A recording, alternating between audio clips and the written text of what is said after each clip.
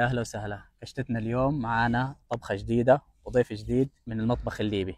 اشرح لنا عن الأكلة. يا أهلا، كيف الأخبار؟ اليوم بنديروا مبكبكة ليبية. مكونات المبكبكة عادة يكون فيها تندار باللحم، ومعظم مكوناتها بسيطة: مكرونة ولحم، طماطم، معجون. المبكبكة الليبية أكلة يديروا فيها الليبيين في المناسبات، يعني أكلة تخلي الناس تجتمع وتتلقط مع بعض. الفترة هذه الليبيين حتى يستخدموا فيها بالكوارع تبع الجمل والبقر. يلا نبدأ. فبعون الله نبدأ، شوفوا ايش يصير. هاي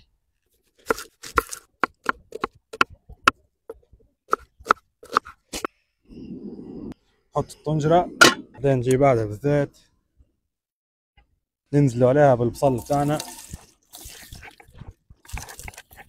حريكة بسيطة.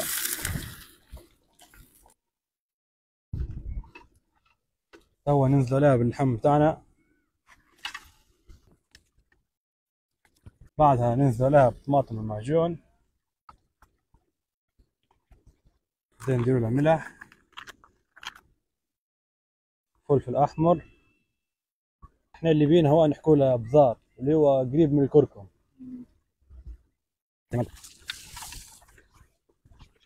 احنا اللي بينا نحب الفلفل، ديما نلوحوا معاه الفلفل يكونوا حارات. بعدها ننزلوا بها بالمية.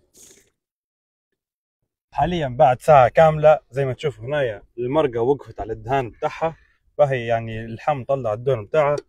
في المرحلة هي تقدر انت تذوق المرقة وتشوف الملح بتاعها هل مظبوط او لا. وبعدها نبغى نحط المكرونة. باهي نبغى نفتحها زي توا.